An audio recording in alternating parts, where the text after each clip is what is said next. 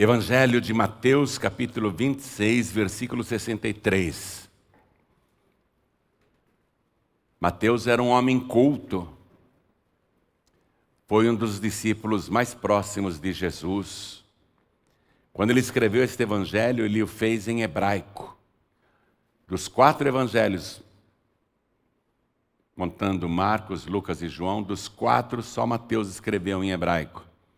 Mas depois o evangelho de Mateus foi convertido para o grego, como os outros, porque o grego era a língua que todo mundo falava no mundo todo. E a cópia em hebraico se perdeu. Mas nós temos aqui o texto fiel, e ele condiz com os demais evangelhos. E Mateus, que foi testemunha ocular dos fatos, principalmente deste julgamento de Jesus, ele conta que durante o julgamento de Jesus, lá no Sinédrio, Jesus era interrogado, porém guardava silêncio. Mateus ficou impressionado com todo mundo. E Jesus, porém, guardava silêncio. Insistindo, o sumo sacerdote disse-lhe: conjuro-te pelo Deus vivo, que nos diga se tu és o Cristo, o Filho de Deus. Disse-lhes Jesus: tu o disseste. Digo-vos, porém, que vereis em breve o Filho do Homem assentado à direita do Todo-Poderoso e vindo sobre as nuvens do céu. Então o sumo sacerdote rasgou as suas vestes, dizendo: blasfemou! Para que precisamos ainda de testemunhas? Eis que bem ouvistes agora a sua blasfêmia. Que vos parece? Mateus foi registrando tudo isso que aconteceu no julgamento de Jesus. O sumo sacerdote pergunta para todos os juízes: que vos parece? E eles respondendo, disseram: é réu de morte. Então cuspiram-lhe no rosto e lhe davam murros, e outros o esbofeteavam. Mateus presenciou isso. Num julgamento, Jesus em silêncio. O julgamento que o condenou à morte. Eu vou reler o versículo 65. Só o 65. Então o sumo sacerdote rasgou as suas vestes, dizendo: blasfemou! Para que precisamos ainda de testemunhas? Eis que bem ouvistes agora a sua blasfêmia. Eu vou reler, e cada pessoa que está comigo aqui na sede da Paz e Vida repete em seguida. Vamos lá. Então, o sumo sacerdote rasgou as suas vestes, dizendo: blasfemou! Para que precisamos ainda de testemunhas? Eis que bem ouvistes agora a sua blasfêmia. A sua blasfêmia. A sua blasfêmia. Jesus foi acusado de blasfemar. Quem crê que isso aconteceu com Jesus naquele tribunal? Levante a mão. Então desocupe as mãos e dê para esta palavra a melhor salva de palmas que você já deu em toda a sua vida. E enquanto você aplaude, olha para o céu.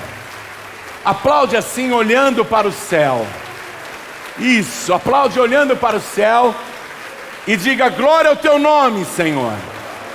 Diga: glória, glória, glória ao teu nome, e vai aplaudindo. Não tenha vergonha de aplaudir e de glorificar.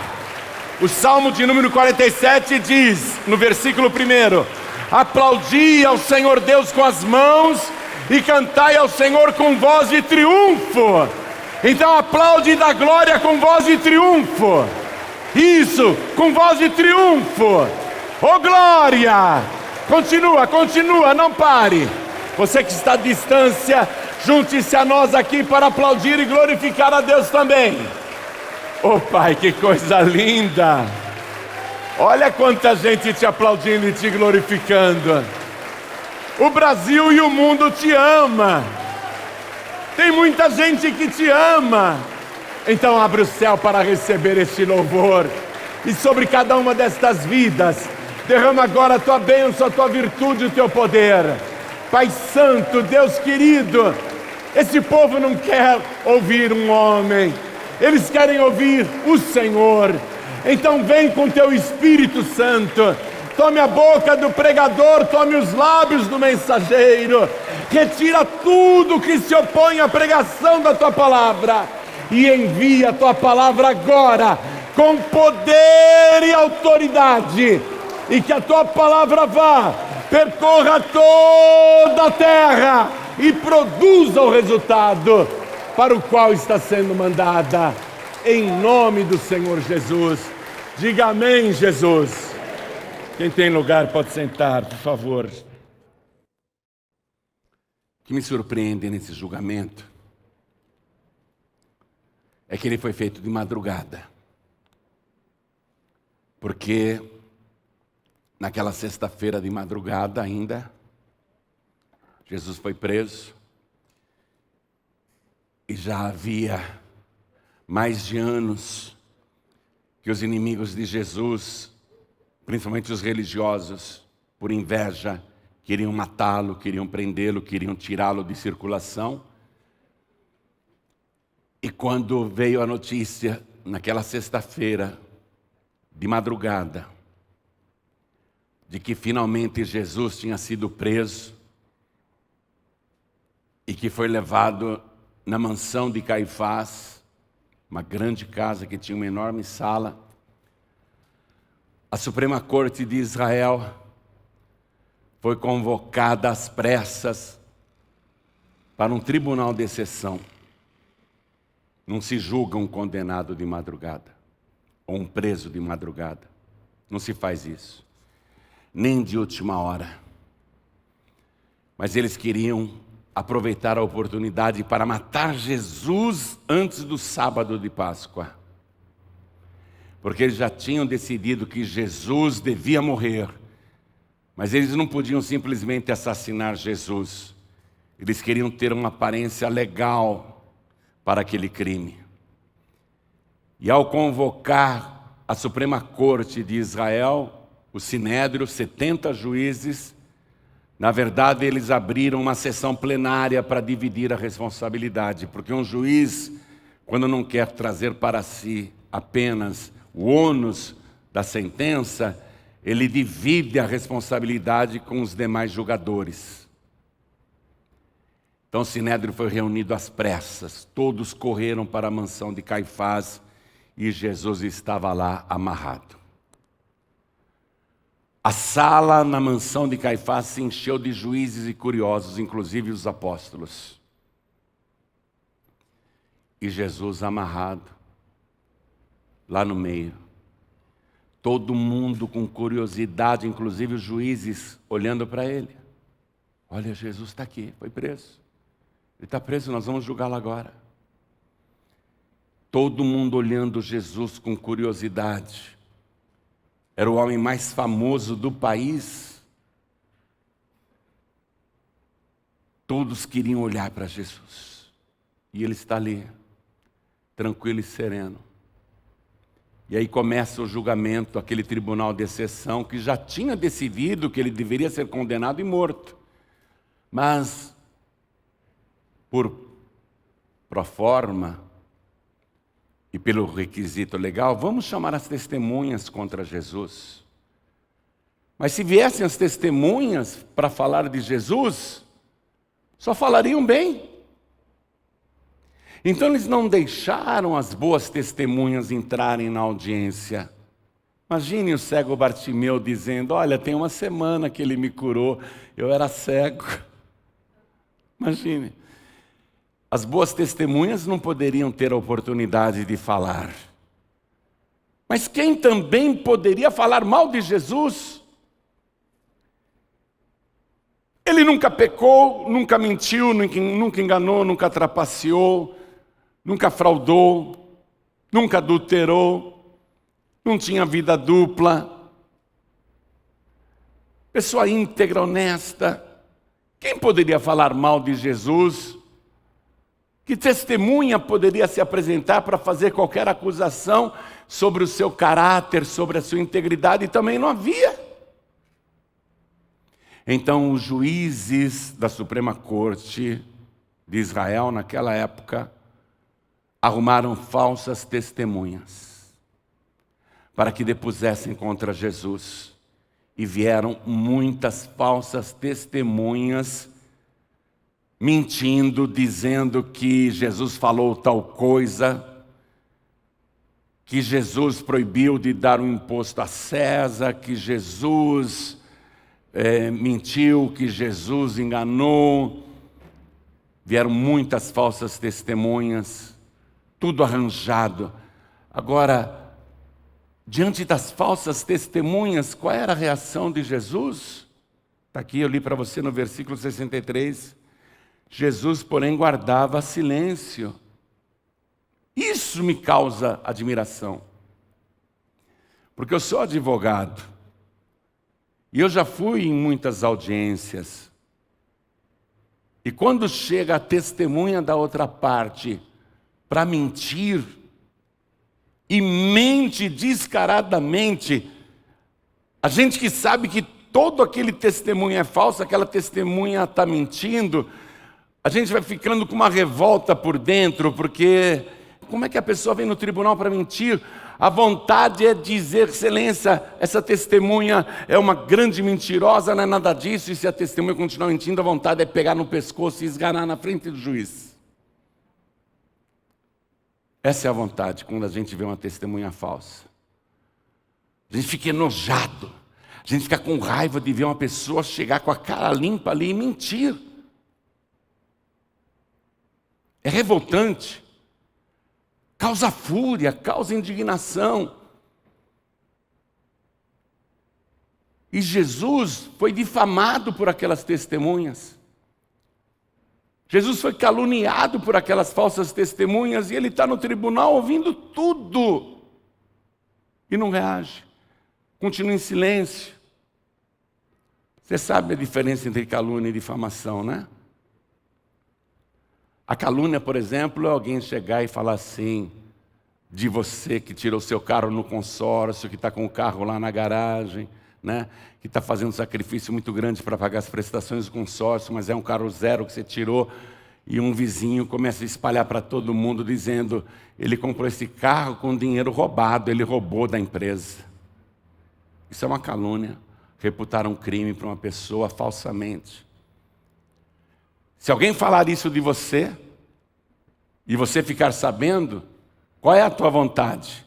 Vou lá tirar satisfação com esse vizinho mentiroso e invejoso. Está dizendo que eu roubei, que eu comprei esse carro com o dinheiro que eu roubei? Eu vou lá tirar satisfação. Dá raiva. Mesma coisa, não é? Uma moça, um sacrifício, juntou o dinheirinho, comprou um apartamento, está pagando as prestações do financiamento. Aí aparece uma amiga e comenta com a outra, quem deu para ela esse apartamento foi o amante. Isso é difamação. Difamação visa destruir a reputação da pessoa com testemunhos falsos. Difamaram e caluniaram Jesus. Se você, moça, comprar um apartamento, mesmo que seja um estúdio pequenininho, com sacrifício, juntou dinheiro a vida toda, deu a entrada, está pagando a prestação, e alguém falar que é um amante que te deu, você vai ficar quieta? Você está sabendo que aquela pessoa está espalhando mentiras a seu respeito? No mínimo você vai tirar satisfação, você vai mostrar as prestações, você vai mostrar o financiamento, você vai brigar com a pessoa. Aqui, as testemunhas difamaram e caluniaram Jesus. E Jesus, porém, guardava silêncio. Por que ele guardava silêncio? Por dois motivos. O primeiro é que o que estão falando de mim não é de mim, porque eu não sou essa pessoa que eles estão falando. Então não me importo com o que estão dizendo de mim, porque eu não sou essa pessoa que estão dizendo. Esse é o primeiro motivo que ele não se abalava. E o segundo motivo é porque tem uma profecia no livro do profeta Isaías, capítulo 53, versículo 7, que previa com 700 anos de antecedência que ali naquele julgamento ele não abriria a sua boca. A profecia diz assim: mas ele não abriu a sua boca, como um cordeiro mudo foi levado ao matadouro, e como ovelha muda perante os seus tosqueadores, ele não abriu a sua boca. Então Jesus está em silêncio para cumprir essa profecia. Ele é o Cordeiro de Deus que tira o pecado do mundo. E o Cordeiro, quando ele é morto, quando ele é sacrificado, quando ele é degolado, quando o seu sangue é derramado, ele não berra. É em silêncio. Jesus está em silêncio porque ele é o Cordeiro de Deus naquele momento. E todos ficam admirados. O sumo sacerdote, o Caifás, se desespera. E insistindo, o sumo sacerdote disse-lhe: conjuro-te pelo Deus vivo que nos diga se tu és o Cristo, o Filho de Deus. Está obrigando Jesus a falar sobre juramento. Nesse exato momento, Jesus interrompe o silêncio, mas não diz eu sou. Veja o versículo seguinte, o 64. Disse-lhes Jesus: tu o disseste. É vocês que estão dizendo. Ou seja, ele não se acusou, porque se ele fala eu sou sim, ele faria o jogo dos inimigos. Ele colocou o sumo sacerdote numa situação complicada. Tu o disseste. É você que está falando que eu sou o Filho de Deus. Mas Jesus complementa dizendo o seguinte: digo-vos, porém, que vereis em breve o Filho do Homem assentado à direita do Todo-Poderoso e vindo sobre as nuvens do céu. Ele não mentiu. Ele não falou nada mais do que a verdade. Mas o sumo sacerdote se aproveitou disso para rasgar as vestes, o que era proibido para o sumo sacerdote. A Torá proíbe o sacerdote rasgar as próprias vestes, mas ele rasgou. Ele está violando a Torá direto aqui. É um assassino esse Caifás. É um homem sem temor de Deus. É um crápula. Ele se aproveita da declaração de Jesus e distorce as coisas. Blasfemou! Cadê a blasfêmia? O que é blasfêmia? Eu quero que você escreva o que significa blasfêmia. A blasfêmia, na língua portuguesa, é uma palavra que veio do grego. Eu não sei falar grego não, é que eu pesquiso, tá? Uma outra palavra eu sei. A blasfêmia vem do grego. Blacks, ou blacks, que significa mal,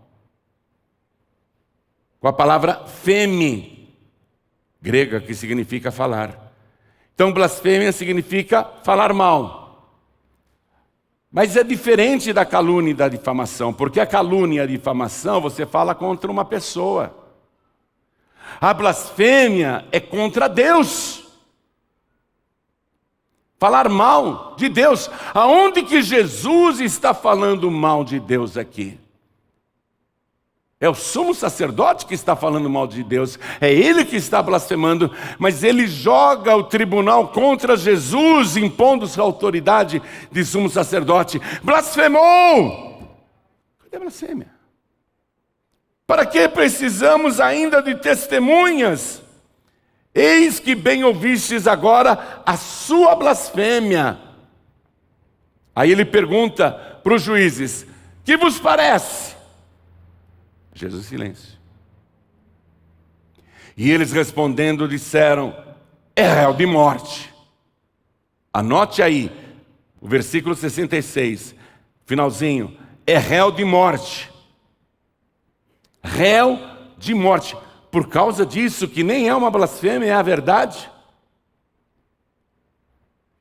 É com essa acusação que vão sentenciar o inocente à morte. E mais. Se Jesus blasfemou, se ele realmente cometeu o pecado de blasfêmia, é claro que não, mas vamos imaginar que sim. Se Jesus blasfemou a lei de Moisés, a Torá, os 5 primeiros livros do Antigo Testamento, tinha já uma pena escrita para crime de blasfêmia. E esses homens são seguidores, entre aspas, da Torá, da lei de Moisés. Se o tribunal decidiu que ele blasfemou, então aquele tribunal tinha que executar a pena que estava prevista na lei de Moisés. E eu quero que você vá comigo lá, no livro de Levítico, capítulo 24, versículo 16. Olha o que diz a lei de Moisés, olha o que diz a Torá sobre o crime de blasfêmia. E aquele que blasfemar o nome do Senhor, certamente morrerá. Toda a congregação certamente o apedrejará. Atenção! A lei de Moisés especificava a pena e o modo de execução. Blasfemou? A lei manda apedrejar. Olha aqui, toda a congregação certamente o apedrejará, assim o estrangeiro como o natural, blasfemando o nome do Senhor, será morto. Blasfemou o nome do Senhor, pena de morte. Maneira de executar o condenado, apedrejamento. Por que eles não, ali no tribunal, por que eles não apedrejaram Jesus? Eles podiam ter apedrejado Jesus lá dentro, blasfemou. E aí, o que faremos com ele? É réu de morte. Por que eles não pegaram as pedras e o mataram, já que era isso que a lei determinava? Por que eles não fizeram isso com Jesus? Primeiramente porque, antes de ser preso, no finalzinho do mês de março, Jesus foi para Jerusalém com os discípulos, saiu da Galiléia e foi para Jerusalém. Ele está indo para a Páscoa em Jerusalém. A Galiléia é baixa, tem uma subida até a cidade santa. Jesus está indo a pé da Galiléia até Jerusalém, está subindo para Jerusalém. No finalzinho do mês de março, coisa de 14 dias antes de ser preso. Jesus está com os 12 discípulos e profetiza para eles. Evangelho de Mateus, capítulo 20. Vamos no versículo 17. Mateus, capítulo 20. Vamos ler o versículo 17. Jesus está subindo para Jerusalém. Vou ler para você. E subindo Jesus a Jerusalém, chamou à parte os seus 12 discípulos e no caminho disse-lhes: Eis que vamos para Jerusalém, e o Filho do Homem será entregue aos príncipes dos sacerdotes e aos escribas, e condená-lo-ão à morte. E o entregarão aos gentios, quer dizer, aos estrangeiros, aos romanos, para que dele escarneçam e o açoitem e crucifiquem. E o crucifiquem. Cerca de 2 semanas antes, Jesus está profetizando: vai acontecer tudo isso comigo, nós estamos indo para lá, vai acontecer isso comigo em Jerusalém. Eles vão me condenar à morte, vão me cuspir na cara, vão escarnecer de mim, e depois eles vão me entregar para os romanos, e eu serei crucificado. Então, por qual motivo principal eles não apedrejaram Jesus naquela hora? Porque Deus amarrou as mãos deles. Eles jamais poderiam executar Jesus por apedrejamento. Por quê? Primeiro, que ele não cometeu crime nenhum de blasfêmia. Ele não blasfemou de Deus coisa nenhuma. E o modo pelo qual o cordeiro tem que morrer é vazando sangue, e não apedrejado quando o sangue fica empoçado no próprio corpo. O corpo dele tem que ser drenado de todo o sangue que tem lá dentro. O seu corpo tem que ser esvaziado de sangue. Ele é o Cordeiro de Deus que tira o pecado do mundo. Então eles não puderam, naquele momento, executar a lei de Moisés. Poderiam. Mas eles não tinham autoridade para matar pessoas. Mentira!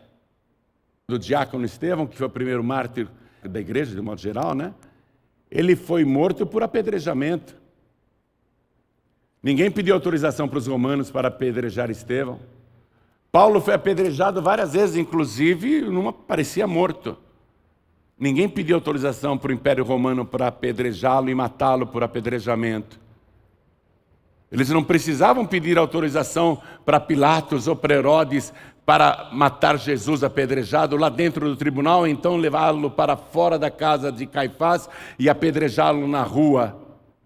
Eles não precisariam de autorização do Império Romano, mas Jesus profetizou com antecedência: vai acontecer assim, assim, assim. Depois que eles me condenarem à morte, eles me entregarão aos gentios, me entregarão aos romanos, para que escarneçam, açoitem e me crucifiquem, porque só os romanos matavam condenados por crucificação.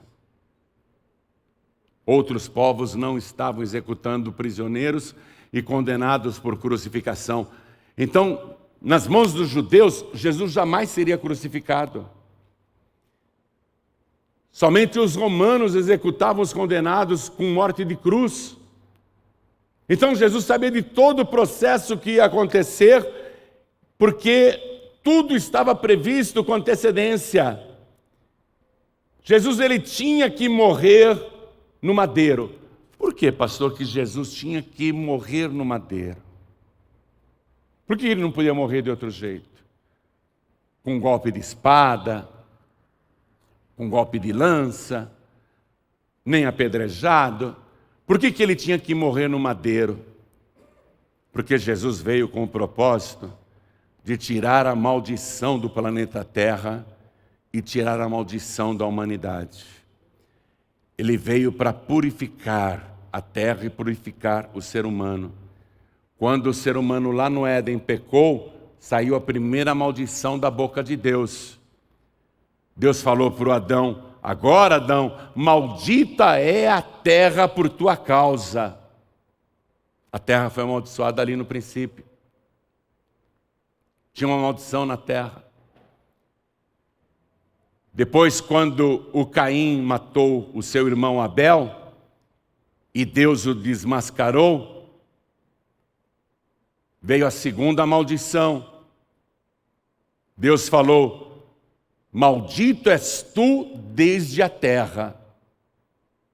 E depois, quando a lei de Moisés foi entregue, Deus enumerou as maldições para quem não obedece a sua palavra. Quem não obedece a palavra de Deus está debaixo de maldição. E as maldições são violentas.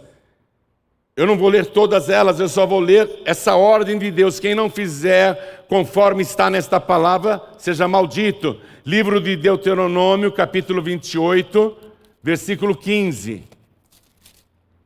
Será, porém, que, se não deres ouvidos à voz do Senhor teu Deus, para não cuidares em fazer todos os seus mandamentos e os seus estatutos que hoje te ordeno, então sobre ti virão todas estas maldições e te alcançarão.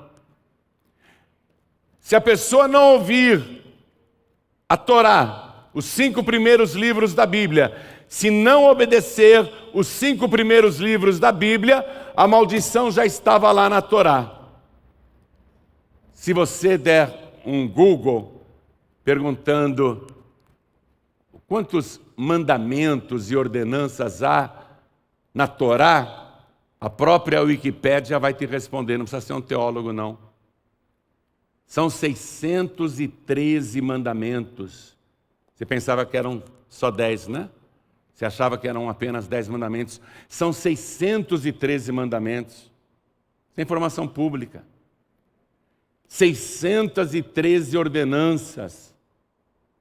Quem é que consegue obedecer 613 ordenanças? A gente não consegue obedecer nem as 10 mais famosas. Então quem não consegue obedecer essas ordenanças está debaixo do quê? De maldição da palavra de Deus, que é infalível. E Jesus tem que morrer no madeiro para destruir a maldição. Então quero que você confira isso na própria Torá, livro de Deuteronômio ainda, no capítulo 21, nós vamos ler o versículo 22. Olha aqui, ó. Preste atenção. Quando também em alguém houver pecado, digno do juízo de morte, e haja de morrer, e o pendurares no madeiro, o seu cadáver não permanecerá no madeiro, mas certamente o enterrarão no mesmo dia, porquanto o pendurado é maldito de Deus. O pendurado é maldito de Deus. Assim não contaminarás a tua terra, que o Senhor teu Deus te dá em herança. O pendurado no madeiro, isso escrito 15 séculos antes de Cristo ser pendurado na cruz. O pendurado no madeiro é maldito de Deus. E ele vai ser maldito de Deus para quê? Para receber sobre si todas as maldições da palavra de Deus, que deveriam recair sobre nós, que não conseguimos obedecer a Torá, que não conseguimos obedecer os mandamentos de Deus. Ele assume o nosso lugar no madeiro para receber todas as maldições. O apóstolo Paulo escreveu na carta aos Gálatas, capítulo 3, versículo 13. Vá comigo, por favor, eu já estou terminando a mensagem. Aos Gálatas, capítulo 3, versículo 13. É depois da carta aos Coríntios. Está escrito assim, ó. Cristo nos resgatou da maldição da lei, fazendo-se maldição por nós. Porque está escrito, maldito todo aquele que for pendurado no madeiro. Jesus nos resgatou da maldição da lei, fazendo-se maldição por nós. Então preste atenção agora, porque isso é importante. Jesus não podia morrer apedrejado, nem com golpe de espada, nem de lança. Ele tinha que morrer no madeiro, ele é o maldito de Deus. Ele tinha que, como cordeiro, ter todo o seu sangue vazado, e teve, não apenas no momento da cruz, mas desde o Getsemane, quando soou grandes gotas de sangue, na tortura na casa de Anás, de Caifás, no palácio de Pilatos, no palácio de Herodes, de volta para os açoites e depois no caminho até o Gólgota, foi derramando sangue e finalmente teve as mãos e os pés perfurados. E mesmo depois de morto, o soldado romano enfiou a lança no seu lado e saiu sangue e água. O cordeiro não podia reter uma gota de sangue, o cordeiro, mas não bastava ser qualquer cordeiro, tinha que ser o Cordeiro Santo de Deus. Jesus é ao mesmo tempo o maldito de Deus e ao mesmo tempo ele é o Cordeiro Santo de Deus ali naquela cruz. Maldito de Deus porque está no meu lugar, eu que sou o maldito. Ele é maldito de Deus porque ele está no seu lugar. Você que é a pessoa maldita porque não consegue obedecer a palavra. Mas Jesus conseguiu obedecer a palavra. Ele nunca transgrediu nenhum só mandamento. Inocente, puro e imaculado. Ele tomou o meu lugar, eu sim deveria estar lá, eu que sou o maldito de Deus. Mas Ele me resgatou da maldição da lei, fazendo-se maldito no meu lugar. Ele te resgatou da maldição também, fazendo-se maldito no teu lugar. Por isso que o ser humano tem que receber Jesus como único, suficiente, exclusivo e eterno Salvador, porque senão não adianta nada Jesus ter se colocado no lugar dos malditos. Eu não creio em Jesus. Você não acredita nisso? Não acredita na palavra? Não acredita nesse processo todo que Deus elaborou? Então você vai continuar maldito. E eu provo para você, quando Jesus voltar, ele contou aquela parábola da sua volta, falando que o grande rei se assentaria no seu trono e iria reunir todos diante dele, como o pastor ajunta os bodes e as ovelhas. E olha o que ele fala aqui no versículo 41.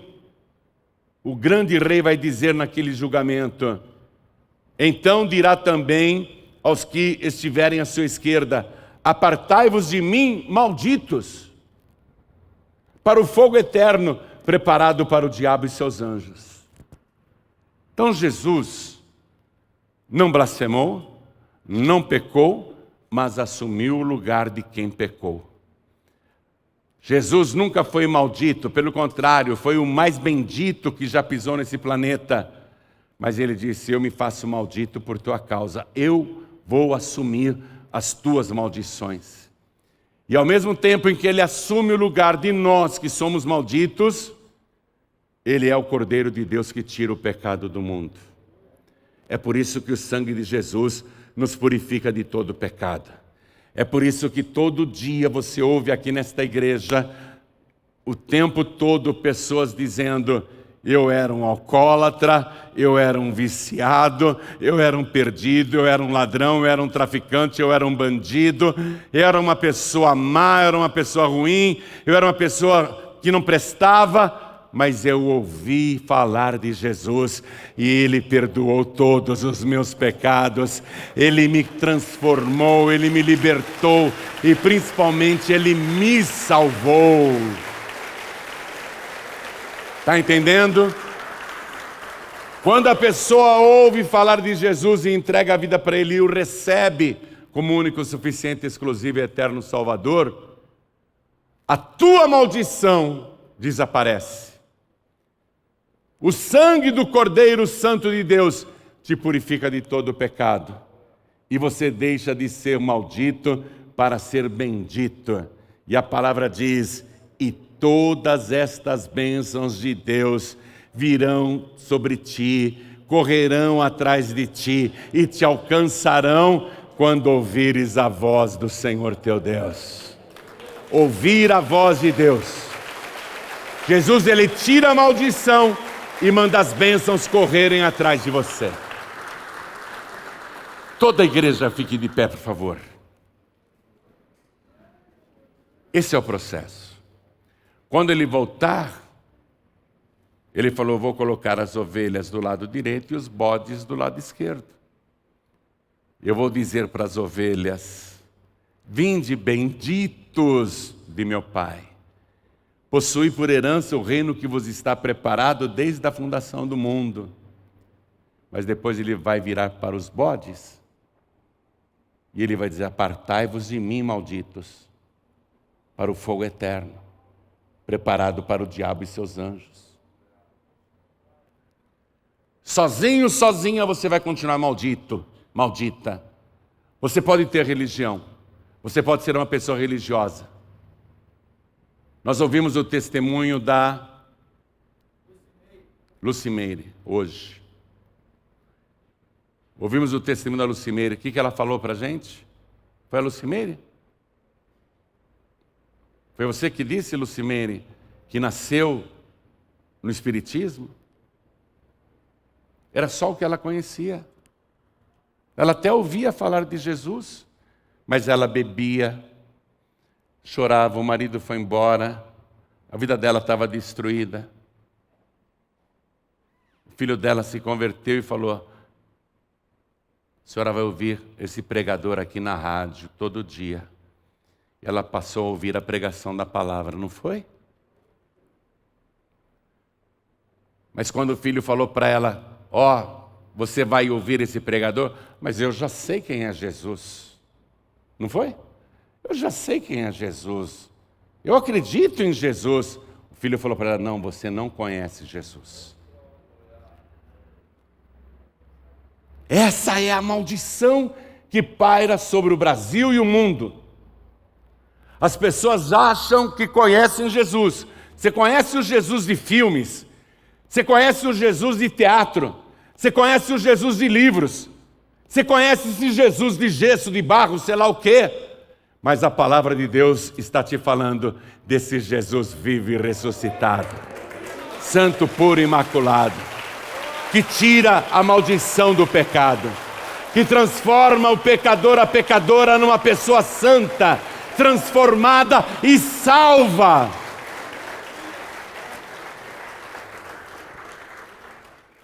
Você pode ter religião e a tua religião pode até falar de Jesus, mas você não conhece Jesus, por isso que a tua vida está uma droga. Por isso que a tua vida não anda. E não adianta, ouvimos o testemunho do Luiz também. Não adianta conhecer Jesus e depois se afastar. Maldição volta. Você só vai ter a bênção se permanecer em Cristo, se for fiel a Cristo. Primeiro passo, crer em Jesus. A lei de Moisés mandava o blasfemador ser apedrejado. Ele não blasfemou coisa nenhuma. Deus amarrou as mãos dos seus algozes.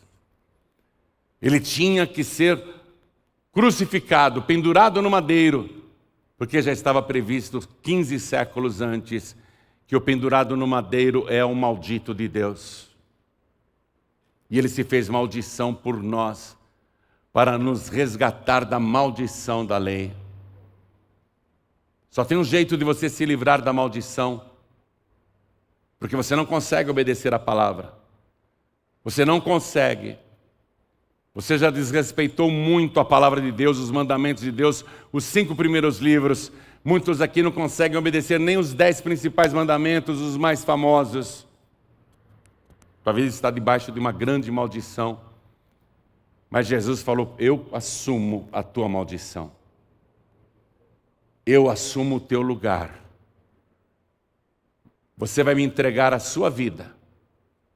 E eu vou fazer essa transferência.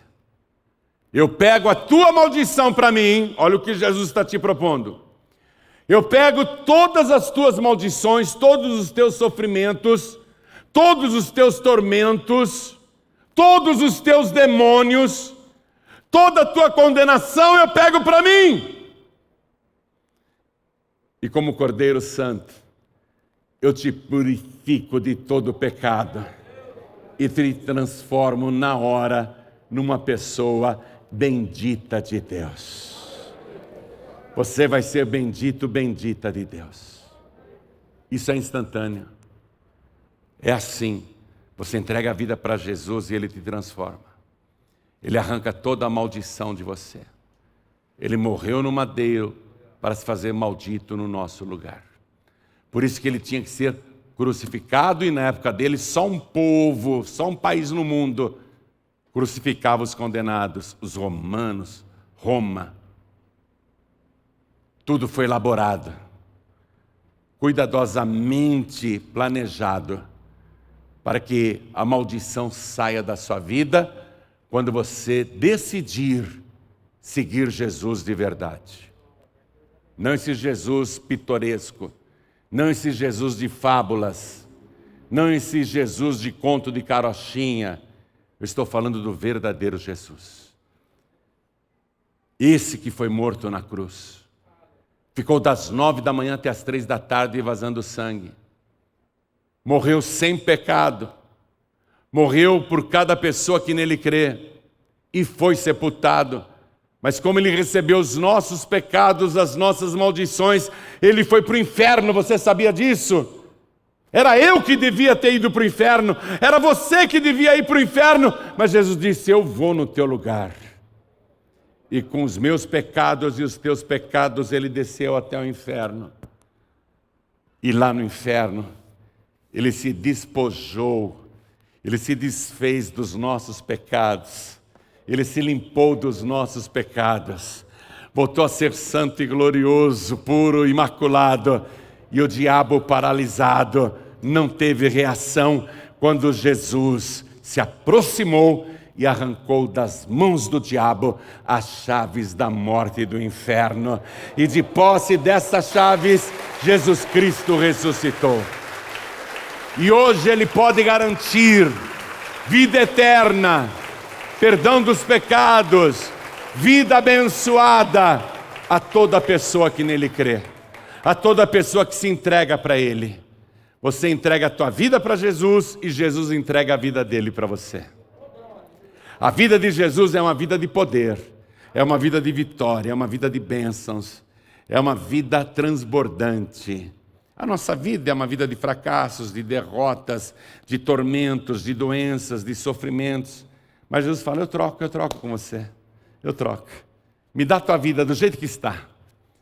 Mas eu estou cheio de cocaína no corpo. Jesus está dizendo, me dá toda a cocaína que você já cheirou. Passa para mim toda a cocaína que você já cheirou. Eu fumo muito, eu fumo 3, 4 maços. Me passa todos os vícios do cigarro e o tabaco. Me passa tudo que você já fumou, me passa. Pode me entregar.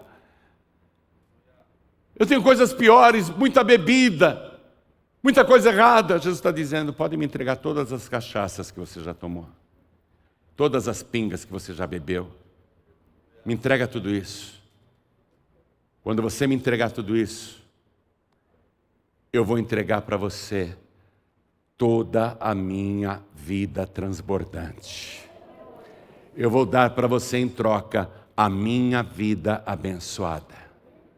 Ele faz isso na hora. Por isso que você vê pessoas transformadas do dia para a noite. Como é que você parou de usar drogas depois de 13 anos? Foi na hora. Não foi? Foi na hora. 13 anos, perdeu tudo. Tem 2 meses que está limpo. Nem cigarro fuma mais. É na hora. Você vai trazer para Jesus todos os teus sofrimentos, todas as tuas maldições. Jesus vai assumir as tuas maldições e Ele vai passar para você todas as bênçãos que Ele tem. A vida abençoada que Ele tem. Vai ser feita uma troca agora. Você se entrega para Jesus do jeito que você está e Jesus se entrega para você do jeito que Ele é. Ele é o Todo-Poderoso. Ele é o Alfa e o Ômega. Ele é o princípio e o fim. Ele é aquele que era, que é e que voltará. Ele é aquele que tem nas mãos as chaves da morte e do inferno. Ele é aquele que tem todo o poder no céu e na terra. É isso que Ele vai passar para você agora.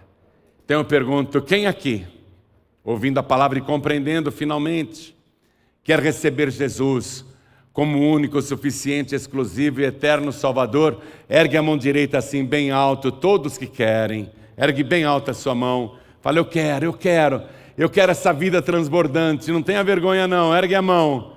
Todos que ergueram as mãos, venham aqui para frente, porque hoje você vai começar a maior mudança de toda a sua vida.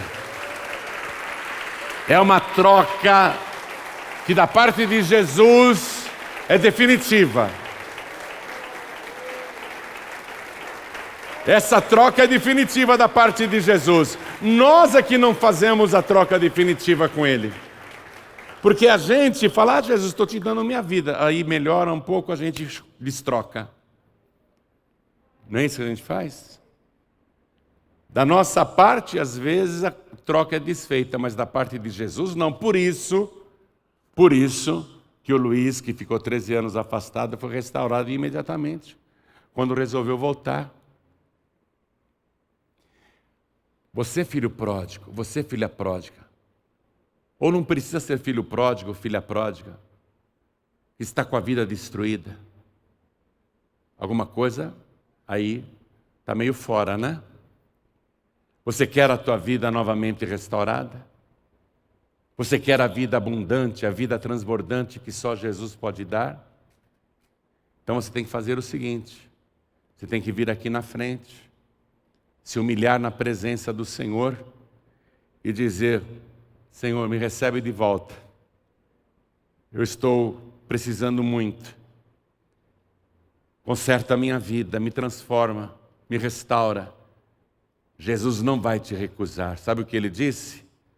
Todo aquele e toda aquela que o Pai me dá, virá a mim. E quem vem a mim, de maneira nenhuma eu o lançarei fora. Ele não vai te recusar. Quer a vida transformada? Quer ser renovado, renovada? Quer voltar a ser uma pessoa abençoada? Quer o fim de toda maldição e toda praga? Vem aqui para frente então, em nome de Jesus. Vem para cá. Vem refazer a tua aliança com Ele. Vem refazer a tua aliança com Ele. Vem já.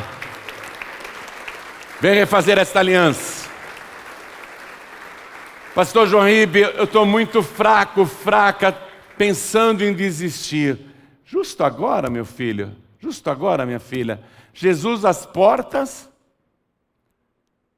o mundo inteiro anunciando pelas pestes, pragas, fomes e guerras, violências, desamor, iniquidades, o mundo inteiro anunciando que Jesus está voltando, e você quer se afastar justo agora? Pastor, eu ando muito fraca. Não tenho mais vontade de orar, não tenho mais vontade de ir para a igreja, não tenho mais vontade de ler a palavra, não tenho mais vontade de jejuar. Estou pensando em parar. Mas justo agora, meu filho, minha filha, em nome de Jesus, todos que estão se sentindo fracos, vem aqui para frente, vem para cá, vem. Não tenha medo nem vergonha. Vem para cá. Não tenha medo nem vergonha. Vamos aplaudir ao nome de Jesus. Quero falar com você que está assistindo pela TV ou pelo youtube.com/joãoribe. Você quer entregar a vida para Jesus? Você quer voltar para Jesus? Quer mudar de vida? Então receba Jesus como único, suficiente, exclusivo e eterno Salvador. E se possível, se ajoelhe ao lado do teu televisor. Você que está ouvindo pela rádio ou pelo aplicativo da Feliz FM que você baixou de graça aí no teu celular, quer entregar a vida para Jesus, quer voltar para Jesus, pode se ajoelhar ao lado do rádio, então se ajoelhe. Não tem como se ajoelhar porque você está dentro de um trem, de um ônibus, de uma condução. Não tem como se ajoelhar, tudo bem, coloque a mão direita sobre o teu coração. E todos que estão ouvindo esta palavra nos presídios, masculinos e femininos, todos que estão nos cárceres, eu já disse isso. Eu fico triste de ver que na cadeia os nomes dos presos, Samuel, Daniel, Elias, José, Mateus, João. Fico triste de ver que na cadeia tem tantos jovens e homens que quando crianças iam para a igreja, cresceram e foram pelo mau caminho. Mas a palavra de Deus falou com você. Aí dentro dessa cadeia, quer entregar a vida para Jesus, quer voltar para Jesus, se ajoelhe. Se ajoelhe aí nessa cela. Os presos estão zombando, estão atirando coisas em você, não faz mal, se ajoelhe. Receba Jesus agora. Se humilhe na presença de Deus. Volte para o teu Senhor, porque o teu Senhor está voltando. E agora, em nome de Jesus, nós vamos nos ajoelhar aqui diante do altar. Pastor João Ribe, eu estou à distância e não posso me ajoelhar, porque eu estou num hospital. Estou assistindo pela TV esta pregação, esta palavra. Eu sei que você não tem como se ajoelhar. Coloque a mão direita sobre o teu coração que nós vamos orar. E cada pessoa ore assim comigo. Meu Deus e meu Pai, meu Deus bendito, meu Deus todo-poderoso, perdoa agora os meus pecados e retira de mim toda a maldição e tudo aquilo que não presta. E pelo sangue de Jesus, o meu Cordeiro Santo, eu peço, me purifique agora de todo o pecado e me dê a alegria e a certeza da minha salvação, porque eu declaro que o Senhor Jesus é o meu único, suficiente, exclusivo e eterno Salvador para todo sempre. Amém